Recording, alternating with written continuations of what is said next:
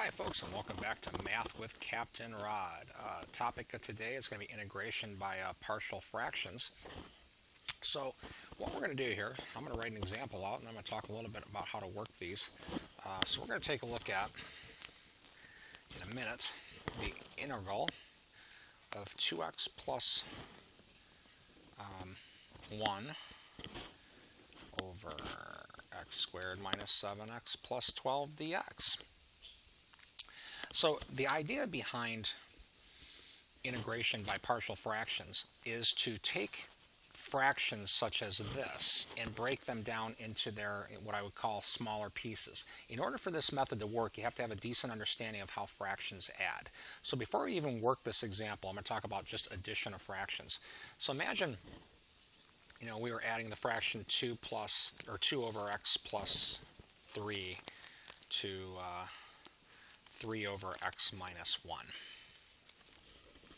Now, when we add these fractions, we have to have a common denominator. In this example, the common denominator is the product x plus 3 times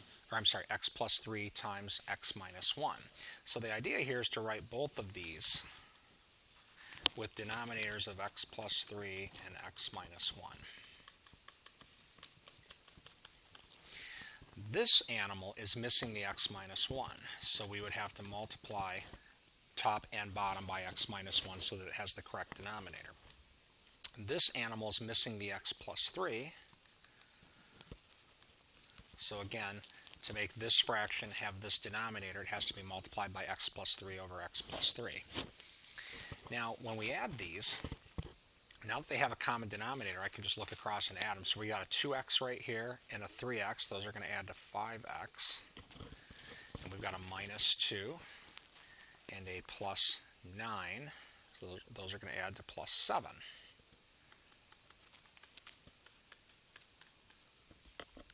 Now, you'll notice in the bottom, if I wanted to, I can write this bottom as x squared. Let's see, plus 3x minus x is plus 2x minus 3. Now, you'll notice that to some reasonable approximation, this looks virtually identical to this, at least in form. There's different constants in different places, but it looks roughly the same. You notice that this originally looked like this. So the idea behind partial fractions is to take things like this. Basically, you're running the addition backwards. You're going to make them look like this, and then integrate the smaller terms, term by term. That's kind of the idea. So I'm going to go ahead and get rid of this guy. And now we're going to take a look at this integral. So before even worrying about the integral, I'm just going to look at the algebra part of this. All right, the 2x plus 1 over x squared minus 7x plus 12. Now, this thing right here is factorable, I'm sure. This is going to factor into x minus 4 and x minus 3, I believe. Yep. So the idea now is to take this fraction and write it kind of like reverse the sum. Write it as a sum of two smaller fractions. Whatever those fractions are, one of them has a bottom of x minus 4, the other has a bottom of x minus 3. Now, just like in the previous example, there's got to be numerical values up here. I'm going to give those numerical values names, call them a and b. Right now, actually this should be equals here between these, but all right. Now I'm going to focus on this right-hand side. If we were to add these, this fraction needs to be multiplied by x minus 3. And this fraction needs to be multiplied by x minus 4.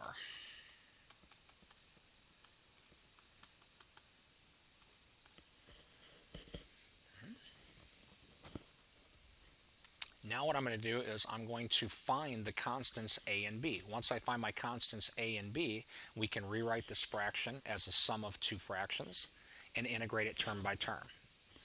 Now, keep in mind what we're looking at. I didn't carry it all down, but this is equal to this. You'll notice that the bottoms are already the same. So now I'm just going to compare coefficients up top. So 2x plus 1 is equal to, looking up top here, and I'm going to look for just x terms. This product is a times x. This product is b times x. There's one equation I can write by comparing this to this, looking at the x terms. Now you notice there's two unknowns, a and b, and that's okay. I'm going to write another equation now, equating, oops, I got to go back.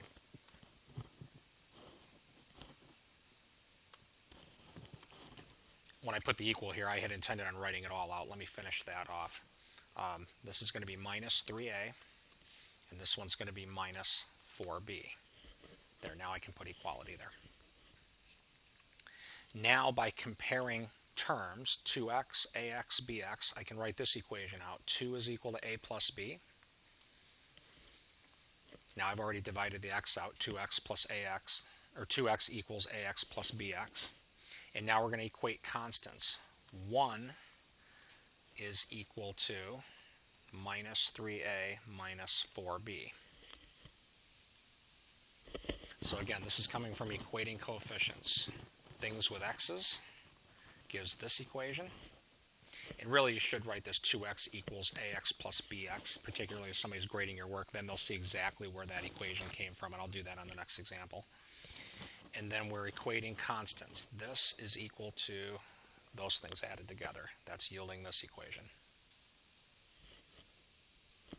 All right, so now we're going to have to solve this for a and b. It's two equations, two unknowns. It's not a particularly difficult equation to solve. I think what I'm going to do here is I'm going to take this equation and multiply everything by 3 and rewrite it under this equation. This is going to become 6 equals 3a plus 3b. Now there are many methods for solving systems of equations. I like, the addition-subtraction method works pretty nice whenever you can use it. So the reason I multiplied it by 3, hopefully if you're watching this video you can see why, because these now add to 0. So when we add these two equations, it's going to be 7 equals 0 minus b, and now I know b. b is equal to negative 7. I can take that negative 7, go back, sub it right there, and solve that for a. That's going to read 2 equals a plus a negative 7. Solve that for a, and we get 9. So now we know the constants a and b are 9 and negative 7. What that's going to allow me to do now is rewrite this fraction as 9 over x minus 4 minus 7 over x minus 3. So before I do that, I am going to take a moment, pause this, and clean up the work.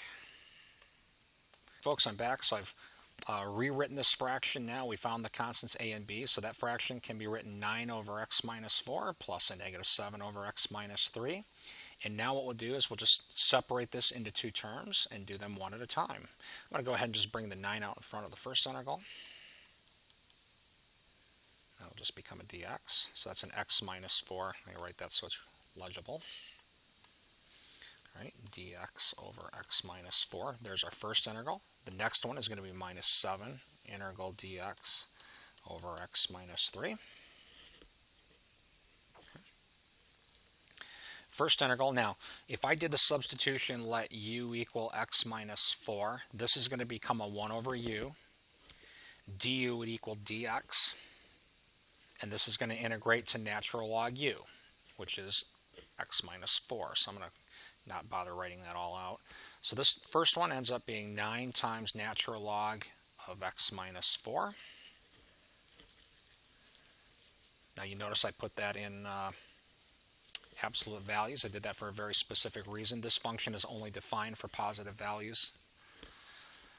Minus 7 times, this one will integrate to natural log of x minus 3. Again, I'm going to put plus a constant. And that's done. Right? So Hope this video helps kind of give a flavor for how to integrate by partial fractions. Again, the idea is to basically do the reverse addition, to take these things into smaller pieces and then integrate term by term. I'll go ahead and make another video for examples or other examples. Have a great day.